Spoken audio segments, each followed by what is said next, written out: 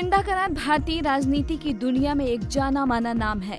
आप 2005 में पश्चिम बंगाल से भारतीय कम्युनिस्ट मार्क्सवादी पार्टी की राज्यसभा सदस्य बनी। यही नहीं, आप 2005 में माकपा पोलित ब्यूरो की पहली महिला सदस्य के तौर पर भी चुनी गईं। आप भारत की जनवादी महिला समिति एडवा की 1993 से 2004 तक महासचिव भी रह चुकी हैं। एडवा में शामिल होने के नाते आप महिलाओं से जुड़े मुद्दों पर जागरूकता बढ़ाने के लिए सक्रियता से काम करती हैं। वर्तमान में आप माकपा पोलित ब्यूरो की सदस्य हैं।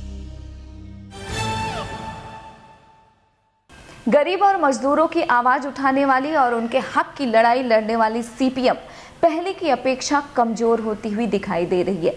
शायद पूंजीवाद की ताकत और कुछ क्षेत्रीय दलों के उदय ने भी भारत में वामपंथी पार्टियों को कमजोर किया है। शायद यही वजह है कि आज गरीब किसान और मजदूर कुछ बड़े दलों के तुष्टीकरण के शिकार बनकर रह गए हैं। इन्हीं तमाम मसलों पर बातचीत करने के लिए हमारे साथ मौजूद हैं सीपीएम से सीनियर लीडर वृंदा करात। दृष्टिकोण प्रोग्राम में आपका स्वागत है। तो सबसे पहले आपसे मेरा सवाल है कि एक समय था जब रूस, चीन और भारत में भारत की जो संसद है वहां पर साम्यवादी नीतियां और उनके विचारों की गूंज काफी ज्यादा होती थी। लेकिन ऐसा क्या हो गया कि रूस के विघटन के बाद, रूस का जो विघटन हुआ उसके बाद पूंजीवाद अचानक इतना हावी हो गया? आपके एक बहुत गहरा और बहुत प्रासंगिक सवाल है, और ये है कि जो समाजवाद का जो एक मॉडल के रूप में सोवियत यूनियन को बहुत सारे देशों के नौजवानों के सामने रहा, वो तो उनकी नीतियों के आधार पर, मतलब पतन के पहले ही वो दिखाई दे रहा था कि समाजवादी रूस वो समाजवादी रूस नहीं रहा, और साम्राज्यवाद का भी, अमेरिका का भी, पूंजीवादी देशों का भी ज़बरदस्त दबाव था। कई कारणों से इतिहास को तो अभी हम रिवर्स तो नहीं कर सकते, उससे हम सीख ही सकते हैं। तो निश्चित रूप पर जो कमियां थी, कमज़ोरियां थी, उसका पूरी दुनिया भर में प्रभाव किस मायने में पड़ा कि जो एक काउंटरवेलिंग फोर्स था, जो साम्राज्यवाद और पूंजीवाद के विपरीत एक विकल्प के आधार पर एक वजनदार ताकत थी, वो कमजोर हो गई। तो पूरी दुनिया जो है एक फील्ड बन गया पूंजीवाद की घुसपैठ और पूंजीवाद के शोषण के आधार पर। लेकिन अगर आप इस 2 दशक में देखें, जो उन्होंने कहा कि समाजवाद हमेशा के लिए समाप्त है, अब पूंजीवाद का ही युग होगा, तो आज पूंजीवाद जिस गहरा संकट से गुजर रहा है, तो दुनिया के सामने पूंजीवाद के अलावा विकल्प की खोज तो जारी है, और ये तो उन देशों में भी है जहां पूंजीवाद का बोलबाला है। तो इसलिए मैं तो समझती हूँ कि जहां एक विपरीत प्रभाव निश्चित रूप पर पड़ा, आपकी बात बिल्कुल सही है, लेकिन जो दुनिया की हकीकत है शोषण के खिलाफ संघर्षों की, वो तो है और वो आगे बढ़ रहा है। नए पूंजीवाद के दौर में अमीर और गरीब के बीच के जो खाई है उसको और भी चौड़ा कर दिया। एक तरीके से अगर कहा जाए तो समाज में एक नए शोषक और शोषित वर्ग का जन्म दिया है। तो ऐसे में इसको आप किस तरीके से देखती हैं? ये पूंजीवाद के अंतर, ये पूंजीवाद की एक इंट्रिंसिक चीज है, ये आंतरिक हकीकत है पूंजीवाद की, कि वो समानता की तरफ बढ़ ही नहीं सकते, और उसके संकट का जो बोझ है उन नीतियों के आधार पर हमेशा जनता पर ही पड़ता है। और यही हम देख रहे हैं कि आज पूरी दुनिया में 1% जो दुनिया के अमीर लोग हैं, वो दुनिया के 80 या 90% धन के उन्हीं के कब्जे में हैं। तो ये हालात है आज हमारी दुनिया की और पूंजीवाद की देन की। समाज के अधिकांश जो बुराइयों की जड़ है, कहा जा सकता है गरीबी, बेरोजगारी है, जो भारी संख्या में बढ़ चुकी है। लोग हमारे देश में बहुत ज़्यादा बेरोजगार हैं, और उसी से जुड़ा हुआ एक और बहुत बड़ी समस्या है नक्सलवाद का। इसका हल आप किस तरीके से देखती हैं? देखिए, आज अगर हम सोचें कि देश में सबसे बड़ी समस्या नक्सलवाद है, तो हम कहीं एक भूल रास्ते पे जाएं। सबसे बड़ी समस्या हमारे देश की ये है जो आज केंद्र सरकार में बैठे हुए मोदी सरकार, क्योंकि दो खंबे पर वो चल रहे हैं, उनकी पूरी सरकार का गठन। एक जो ये नए उदारवादी जो नीति है, न्यू लिबरल पॉलिसीज़ के रूप में, जो विदेशी पूंजी के आधार पर वो शोषण बढ़ाने के रास्ते पे है, और दूसरी तरफ जहां जनता आक्रोशित होती है, उसके खिलाफ आवाज़ उठाती है, तो धर्म के हथियार को लेकर जनता को विभाजित करने का प्रयास करते हैं, जो हम लोगों ने बिहार में भी देखा। अब ये तो पहली बार ममता जी ये हुआ कि हमारे देश के प्रधानमंत्री उस स्तर तक पहुंच गए चुनाव प्रचार में कि जहां ऐसे सांप्रदायिक शब्द उन्होंने इस्तेमाल की या जातिगत शब्द उन्होंने इस्तेमाल की जो आज तक नहीं हुआ। तो ये जो दो उनके पिलर्स है उनके राज की, एक सांप्रदायिकता और दूसरे आर्थिक नीति, वो कांग्रेस की भी थी हालांकि, लेकिन ये और तेजी से उसको चला रहे हैं। कुछ लोगों का कहना है कि जो साम्यवादी दल है वो खुद को समय के अनुसार बदलने में नाकाम रही है, इस पर आप क्या कहेंगे? देखिए, ये अगर हम साम्यवादी हैं तो साम्यवादी दर्शन की आधार है कि परिवर्तन को समझना। यही एक वैज्ञानिक सोच। हम यहाँ बैठे हैं, हर पल हमारे शरीर में, आपके शरीर में एक परिवर्तन घट रहा है। तो हर पल दुनिया में, भौतिक दुनिया में परिवर्तन ही नियम है। तो अगर परिवर्तन की नियम अगर कम्युनिस्ट ही ना समझे तो कौन समझेगा? लेकिन जो लोग ये आरोप लगाते हैं हमारे ऊपर, वो कौन से बदलाव की बात चाहते हैं? वो चाहते हैं हम अपने सिद्धांतों को छोड़ लें, वो चाहते हैं शोषण के खिलाफ वर्ग संघर्ष को छोड़ दें, वो चाहते हैं हम कहीं ना कहीं इन पूंजीवादी दलों के साथ हम समझौता के आधार पर जिंदा रहे, जो नहीं हो सकता है। तो उनकी बदल की जो स्लोगन है, हम बहुत इज्जत और उनकी इज्जत देकर हम कहते हैं हाथ जोड़ के कि आप जो बदल चाहते हैं हम उसमें कभी हम स्वीकार नहीं कर सकते। वक्त हुआ है एक छोटे से ब्रेक का। ब्रेक के बाद भी जारी रहेगा वृंदा करात से बातचीत का सिलसिला, क्योंकि जिसको वो पकड़ के चलने का प्रयास कर रहे हैं वो खुद ही डूबते हुए नाव है।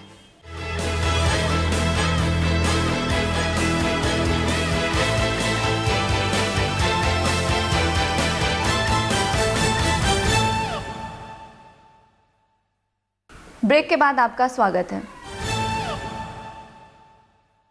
अगर पूर्वोत्तर राज्यों की बात करें तो पूर्वोत्तर राज्यों के अलावा केरल में भी जो एनडीए है, बीजेपी है, वो अपना जनाधार बढ़ा रही है। इससे निपटने के लिए आपकी पार्टी की रणनीति क्या है? देखिए, बीजेपी में समझते अभी भी लोकल चुनाव हुए तो बीजेपी का एक दो पॉकेट जो पहले भी था, इसके अलावा वो कहीं शून्य रहे।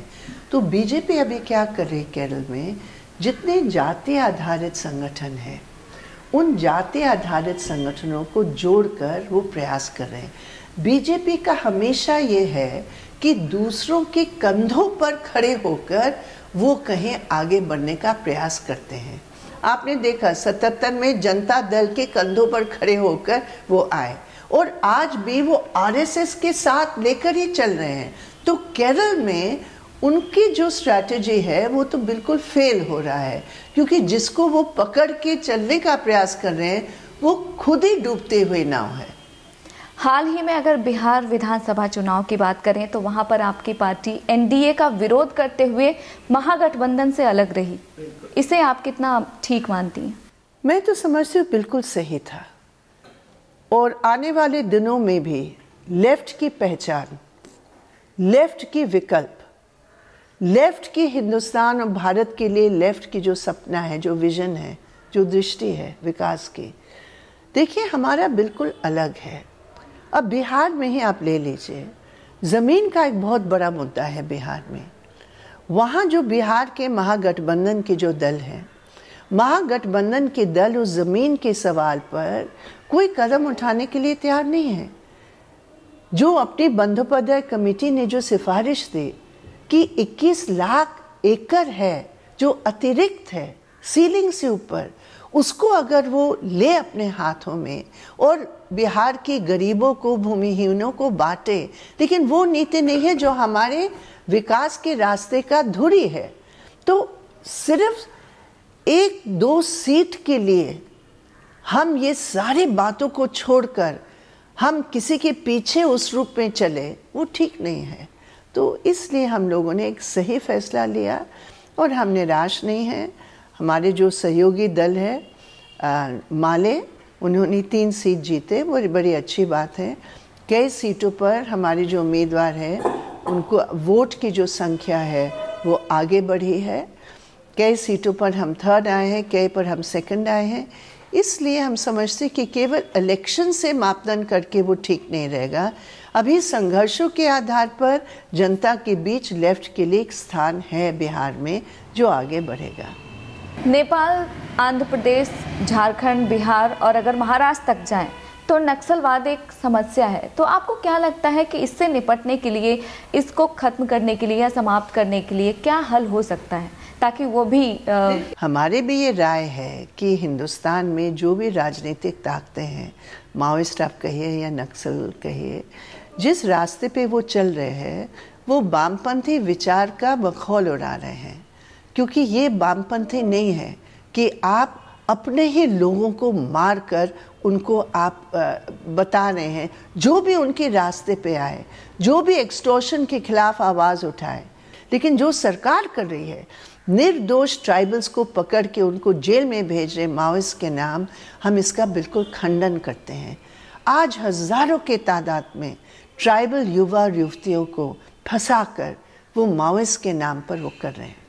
और झारखंड में जो सबसे बड़ा कांड हुआ, आप जानते हैं कि एक पूरे ट्राइबल नौजवानों को उनके साथ समझौता कर कर कहा कि आप अपने को माओइस्ट बताइए, सरेंडर कीजिए, हम रिवॉर्ड के पैसे हम ले लेंगे और बाद में हम आपको छोड़ देंगे। और 2-3 साल वो बेचारे नौजवान जो मजबूरी में वहाँ जेल गए पुलिस के कहने पर, आज वो जेल में फंसे हुए हैं, उसकी तो इंक्वायरी भी चल रही है। उन लोगों से क्या कहना चाहेंगे जो इस तरह के तमाम समस्याओं से ग्रसित हैं, चाहे वो झारखंड की बात हो, जिस तरीके से हम लोग देखिए, कहने की बात नहीं है, करने की बात है। और पूरे ट्राइबल्स के बीच, आदिवासियों के बीच जो आरएसएस घुसपैठ करके उनको इस्तेमाल करना चाह रही है अपनी सांप्रदायिक एजेंडा को पूरा करने के लिए, दूसरी तरफ माओइस्ट के कुछ पॉकेट्स में अभी वो बचे हैं। लेकिन हम लोग ट्राइबल्स के जन आंदोलन के रूप में, ट्राइबल्स की अपनी संस्कृति, भाषा और जीविका के संबंध में वहाँ हमारी लड़ाई है और झारखंड में हम लोग आगे बढ़ रहे हैं।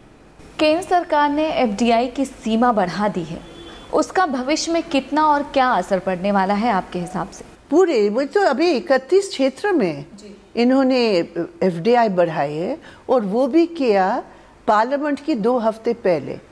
यानी पार्लियामेंट की सेशन होने वाला है, पार्लियामेंट में बहस की बजाय सरकार ने इसलिए किया क्योंकि मोदी जी बाहर जा रहे थे।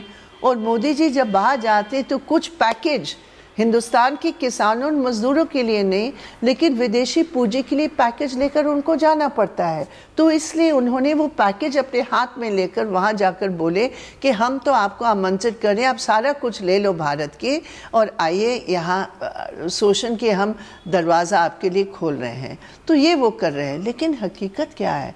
अरे विदेशी पूंजी की बात तो छोड़िए, आज हिंदुस्तान की जो पूंजीपति है, हिंदुस्तान की जो कॉर्पोरेट सेक्टर है, वो अपनी पूंजी को बाहर लगा रहे हैं।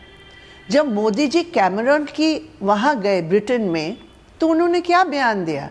उन्होंने कहा बहुत धन्यवाद और हम गर्व के साथ कहते हैं कि ब्रिटेन में जो सबसे बड़ा एम्प्लॉयर जो हमारे युवकों को रोजगार दे रहा वो है टाटास। तो टाटास ब्रिटेन में जाकर ब्रिटेन में रोजगार के अवसर पैदा कर रहे हैं और भारत में नहीं।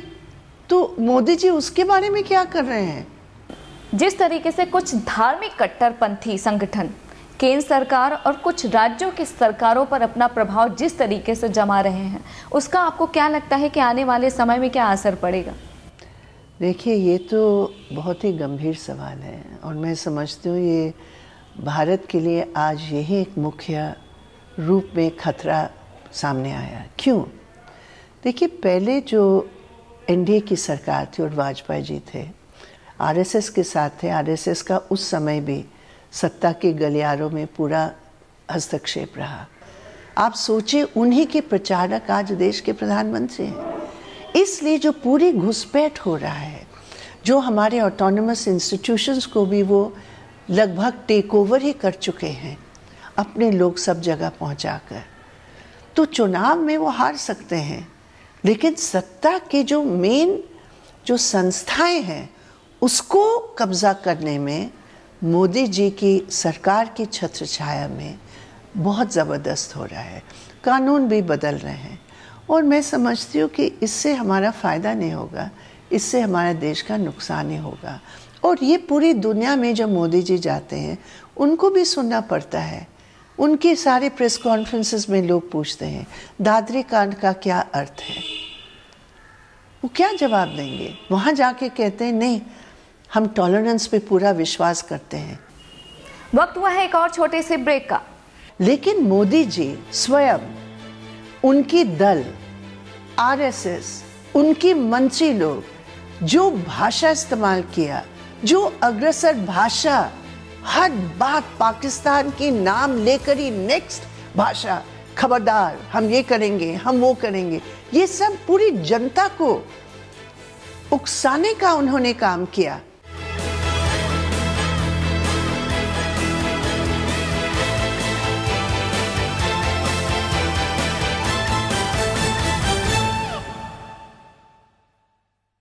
ब्रेक के बाद एक बार फिर आपका स्वागत है और हम बातचीत कर रहे हैं सीपीएम लीडर वृंदा करात से। संसद में चर्चा का विषय बना जीएसटी बिल पर आपकी पार्टी का राय क्या है? देखिए, जीएसटी बिल के बारे में जो विचार है, हम ये मानते हैं कि ठीक है, पूरे ऑल इंडिया मार्केट बनाने के लिए एक ऐसे टैक्स रेजिम की ज़रूरत है, लेकिन जो प्रदेशों के अधिकार है, जितना केंद्रीकरण हमारे देश के साधनों का हो रहा है, जो प्रदेश का अधिकार है वो कुचला जा रहा है।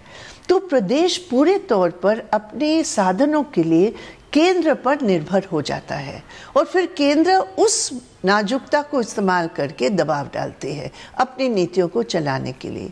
इसलिए जीएसटी तभी हो सकता है कारगर रूप में जब प्रदेशों के अधिकारों को बचा कर रखे। इसीलिए जब नरेंद्र मोदी जी मुख्यमंत्री थे गुजरात के, वो तो 5 साल लगातार इसी जीएसटी का विरोध करते रहे।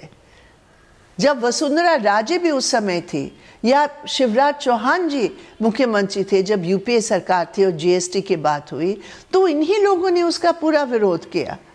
क्यों किया? क्योंकि प्रदेशों के अधिकारों का सवाल है। तो अगर उसको वो निश्चित करते हैं तब तो ये बिल आगे जा सकता है।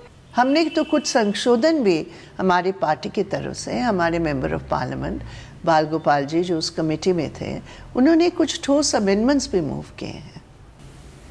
हाल ही में हुए चुनाव से ऐसा लगता है, ऐसा देखने में आया है कि जो महागठबंधन की राजनीति है वो कहीं ना कहीं कामयाब होते हुए दिख रही है। तो क्या ऐसे में आपकी पार्टी भी इस तरफ क्या सोच रही है? हमारी तो महागठबंधन है ही, और हमारी महागठबंधन लेफ्ट पार्टीज के साथ, जनता के साथ है। इससे ज़्यादा क्या महान और क्या महा हो सकता है। इसलिए देखिए, हमारी मेन जोर हमारे ये जनमुखी पार्टी और जनमुखी नीति, इसके आधार पर हमारी पार्टी आगे बढ़ रही है। विदेश मंत्री सुषमा स्वराज का पाकिस्तान दौरा और साथ ही बैंकॉक में हुए एनएसए लेबल की वार्ता को आपकी पार्टी कितना उचित मानती है? देखिए, हम तो शुरू से कह रहे हैं, आप पड़ोस को तो बदल नहीं सकते। जो पड़ोस देश है, पड़ोसी देश है, तो निश्चित रूप पर जो भी प्रॉब्लम्स तो है, वो बातचीत के द्वारा ही हल हो सकता है। इसलिए हम कभी भी इस पक्ष में नहीं थे कि बातचीत को तोड़े। लेकिन मोदी जी स्वयं, उनकी दल, आरएसएस, उनकी मंत्री लोग जो भाषा इस्तेमाल किया, जो अग्रसर भाषा, हर बात पाकिस्तान की नाम लेकर ही नेक्स्ट भाषा, खबरदार हम ये करेंगे, हम वो करेंगे, ये सब पूरी जनता को उकसाने का उन्होंने काम किया। और आज वो ही आज जा रहे हैं और नमस्कार करके कह रहे हैं कि हम आपके साथ बातचीत और चलाना चाहते हैं। तो ये तो उनकी दोहरी नीति, उनकी विदेश नीति की दिवालियापन बिल्कुल स्पष्ट है। हमारी पार्टी की लाइन शुरू से रही है, बातचीत के द्वारा हल करो। दूसरी बात, जो क्रॉस बॉर्डर टेररिज्म है उस पर हमारा कोई समझौता नहीं हो सकता। निश्चित रूप पर उसके खिलाफ हमारी लड़ाई जारी है। लेकिन ये बीजेपी और आरएसएस और मोदी जी स्वयं जो उन्होंने भाषा इस्तेमाल किया हर बार, इस बिहार के चुनाव में भी, तो मैं समझती हूँ कि अभी वो कितने पानी में खड़े हैं वो पूरी दुनिया और पाकिस्तान में तो दिख ही रहा है। जो 180 डिग्री टर्न जो किए हैं, ये तो उन्हीं की दिवालियापन स्पष्ट नजर आ रहा है। आजकल इंटॉलरेंस शब्द कुछ ज़्यादा ही चर्चा में है। अगर कहा जाए तो वर्तमान में आपके लिहाज से धर्म भारतीय राजनीति को कितना प्रभावित कर रही है? देखिए, धर्म प्रभावित करे इसमें बात नहीं है, लेकिन जो ये इंटॉलरेंस की बात चल रही है वो धर्म के साथ उनका कुछ लेना देना नहीं है। हिंदू धर्म जो आम लोग विश्वास करते हैं, 80% हमारे देश के लोग हिंदू धर्म में विश्वास करते हैं, मंदिरों में जाते हैं, उनके दिल में किसी और के प्रति नफरत नहीं है। इसलिए मैं कहूँगी धर्म का प्रभाव नहीं, लेकिन आरएसएस की संकीर्ण हिंदुत्व वाली जो समझ है वो निश्चित रूप पर हमारे देश को बहुत नुकसान पहुंचा रहा है। और जब मोदी जी जाकर कहते हैं हमारा देश इंटॉलरेंट नहीं है, हमारा देश टॉलरेंस का है, हम वही कहते हैं हमारा देश टॉलरेंट है, हमारे धर्म में विश्वास करने वाले टॉलरेंट है। लेकिन जो उसका इस्तेमाल करके हिंदुत्व का नारा देकर जो सत्ता को हथियाने के लिए, जो भारत का चरित्र बदलने के लिए इस्तेमाल कर रहे हैं, हम उनको कहते हैं आप इंटॉलरेंट है, आप इस देश की संस्कृति को समझते नहीं हैं और आपकी जगह इस भाषा और एक्टिविटीज़ के आधार पर जेल में होना चाहिए। ये हम बहुत स्पष्ट करते हैं। आखिर में आपसे एक सवाल, देश के विकास को लेकर आपका अपना दृष्टिकोण क्या है? हमारा दृष्टिकोण है कि जब आप एक्सपोर्ट ओरिएंटेड इकोनॉमी कर रहे हैं उससे कोई काम चलेगा नहीं। हमारे देश में खुद साधन है, हमारे देश की सरकार के पास साधन है। वो साधन को हिंदुस्तान की बाज़ार को बढ़ाने के लिए अगर सरकार उस पूंजी को लगाते हैं, रोज़गार के अवसर बढ़ाते हैं, लोगों की जेब का जो खर्चा का पैसा जो कम हो रहा है, जिसको हम परचेसिंग पावर कहते हैं, उसको अगर वो बढ़ाते हैं तो निश्चित रूप पर देश का विकास होगा। देश के विकास के लिए आपको देश के किसानों का, देश के मजदूरों को अपनी नीतियों के केंद्र में रखकर अपनी साधनों को उनके ऊपर खर्च कीजिए। आदिवासी, दलित, गरीब मुसलमान, उनके लिए आप खर्च कीजिए, देश का विकास होगा। और यही है, अपने साधनों को पहले इस्तेमाल करो, खुद इंफ्रास्ट्रक्चर में आप खुद पूंजी लगाइए। लेकिन आप सब कुछ बेच रहे हैं, आप सब निजीकरण के नाम पर जो आपके पास है उसको भी आप समाप्त कर रहे हैं। आप खुद पैसा नहीं लगाओगे और विदेशी पूंजी को कहोगे कि तुम आके यहाँ लगाओ। आप खुद रोजगार के अवसर नहीं पैदा करोगे और पूंजीपतियों को कहोगे कि आप रोजगार के अवसर पैदा करो। ये विकास नहीं, ये विनाश का उनका रास्ता है। हमारी बिल्कुल विपरीत एक वैकल्पिक दृष्टि के आधार पर हमारी अलग समझ है। आपने हमें समय दिया, उसके लिए आपका बहुत बहुत शुक्रिया। वर्तमान में सामाजिक, आर्थिक और राजनीतिक गतिविधियां काफी तेजी के साथ बदल रही हैं।